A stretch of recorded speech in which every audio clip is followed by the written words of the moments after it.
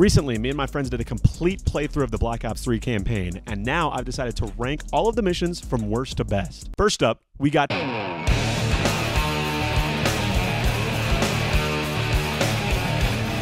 This one I might be a little biased because on the recent playthrough, we had two horrible glitches. One of them was we had to restart the mission because we just couldn't continue it because we got to a part where like it slowed down and then it just wouldn't let us progress because we died at that part. So we had to restart and play the mission all the way through, and then when we got to that part again, it just stayed in slow motion throughout the rest of the time. My thing is, if that was able to happen twice on 2 playthroughs, then what makes it so that it doesn't happen all the other times that you play through it, you know? On top of that, I don't even like it from the very beginning because at the very beginning of the mission, there's a flying section where you're just shooting enemies on this little ship and like shooting down other planes too. And that was hell because I was playing on a mouse and keyboard and you couldn't control that thing at all. And it just kept repeating the same part of the flying, and it did it like 3 or 4 times, and at that point it was just getting very tiring and it just became very repetitive. So this is easily the last spot for me. Next up, we got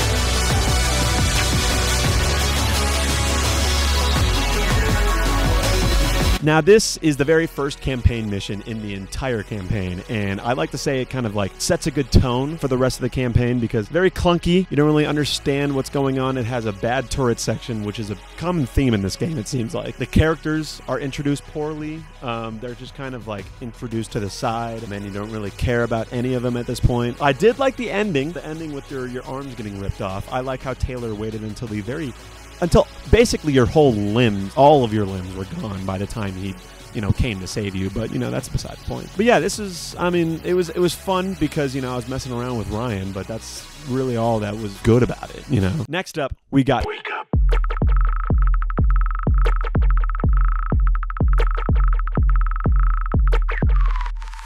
Now, this one was the second campaign mission in the entire game, and I'd like to say it was what Black Ops tried to do, but just a little bit better. They introduced the characters way better in this one. You got to meet Paul, you got to meet Kane, you got to meet more of Taylor, and he said train go boom, which kind of leads me into my next point. The dialogue in this campaign mission was questionable at times, but it made it really funny, so can't knock it too hard there, Another thing about it, which is a common theme in this game, is it was pretty damn repetitive. You just go through each individual section and it was like, hey, by the way, the train blew up this time. Oh, by the way, the train blew up again. It blew up again. And it's like, okay, I get it at this point, Next up, we got...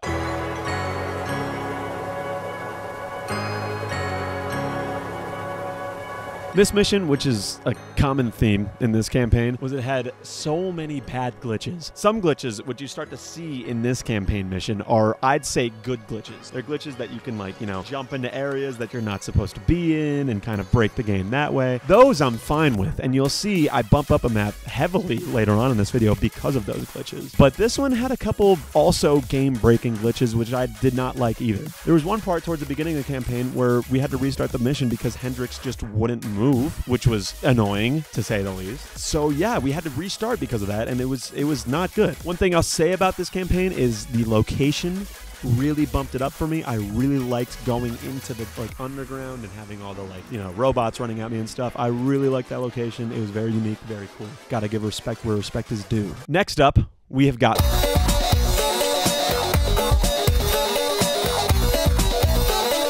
One of the reasons why I have this high, or in the middle more so for me, was because it was very short. And with all of the campaign missions in this game, the short ones are usually the ones I like better because I wasn't, put through the campaign for as long as possible, But another reason why it's more towards the middle is because I found it really difficult, which can be a bad thing, but honestly, even on realistic mode, which is the mode we played it on, I needed that challenge because I was just kind of sleepwalking through all of it. So it felt good to actually have to try a little bit. But because it was so short, it was a little unmemorable. It had the first shot of the trailer with the painted black in that campaign mission. So, it's memorable in that sense. Next up, we've got...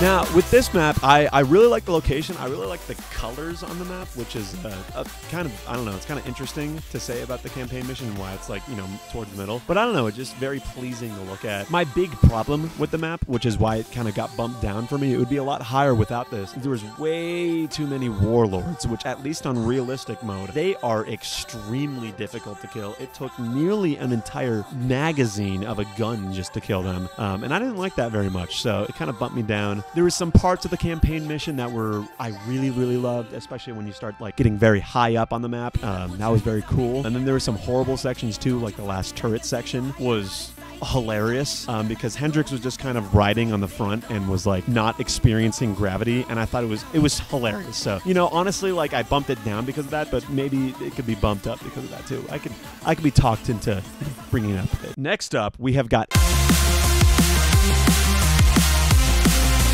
Now this one, I honestly think it was pretty unique, and that kind of bumped it up for me a lot. Some of the gameplay was kind of dumb, but there was some really cool gameplay features. There was one part where you had to stick this stick into the ground because there was wind blowing you off your feet, and I liked that. I thought it was cool. I thought it was interesting, even though it was only there for like 3 steps. You know, at least it happened. So you got to give credit there. Another thing about this campaign mission was there was some extremely stupid cutscenes, which, you know, I guess should be set for all of the Black Ops 3 campaign. But this one especially had some dumb ones, and it was really funny. So, you know, good times there. Next up, we have got.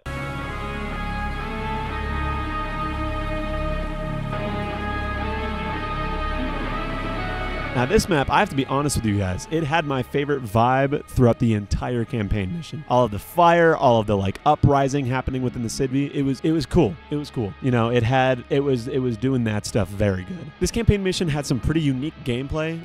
Half of it was trying to be stealthy, which I really appreciated because a lot of the campaign was just so bombastic and in your face. So like taking a step back for a little bit, I appreciated and I thought was good. Another reason why I was all right with it was because it was extremely short. This kind of, it stops it from being like, you know, the #1 in the entire campaign, but I appreciated it because it didn't, you know, put me through too much. Next up, we have got High and Low.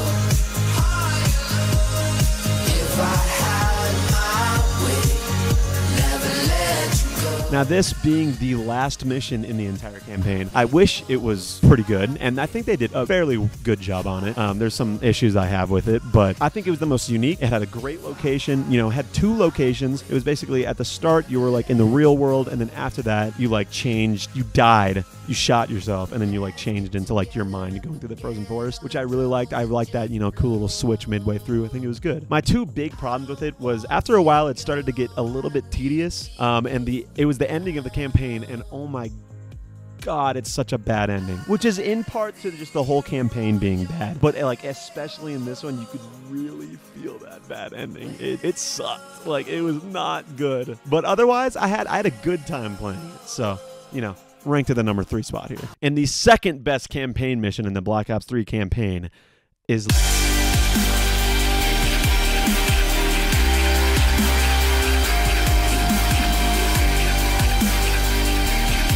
Now, I mentioned earlier in the video how some glitches can be really good and can really add to a map, and I think this is the main reason why I have Lotus Towers this high. I can think of so many glitches in this mission that just elevate it so much for me. There's the main one with you jumping onto that, like, you know, that little part of the window that gets you, like, basically into the whole map. I feel like I could explore that for, like, hours and not explore everything, which it's almost open world at that point, and I really appreciate that. I don't think they meant to keep that in the game, but man, does it make it a lot more fun. There's another glitch that we did where we were able to like fall down to like the middle section and be able to walk around on there. And I don't know, these little things just like give the campaign mission so much more character. Going into what the actual campaign mission is about, it feels the most cohesive in the story throughout the entire campaign, where you actually know what you want to do in the mission. You have a goal and you're able to understand it and you're able to go and complete it, which I feel is so fundamental for campaigns. But in this campaign, they didn't seem to do that a lot. So for this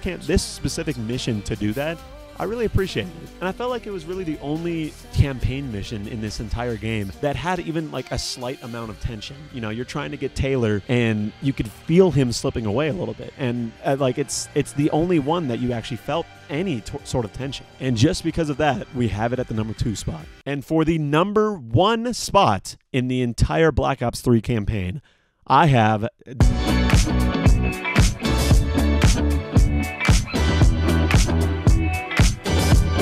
For most of the campaign, I would think to myself, I really like these ideas. You know, the Black Ops 3 campaign, it had such a strong fundamental like idea to it, and they just didn't execute it well at all. I think the only mission that they actually did execute very well was Demon Within. Being able to jump into Kane's mind and see what happens to her with the DNI taking over her brain and her actually talking and telling us these experiences, it gave us so much more contextualization of the rest of the campaign, and I feel like they were just able to execute their ideas best here. The set piece of you actually being able to go to the Battle of the Bulge, which, you know, Kane did research on in her, like, you know, college graduate or whatever. It was a great set piece, and I was able to take a lot out of it because it was actually unique to the story, and it just was able to freshen up the campaign in its whole. The opening with her jumping at you with her big mecha robot and you basically doing a boss battle to start off the campaign mission, it made it very tense. We actually had to try. It was pretty difficult, and I really enjoyed that. It started off with a bang. And it even had one of the better endings to a campaign mission in this entire game too, where you go to a house and you go basically play zombies for a little bit, and then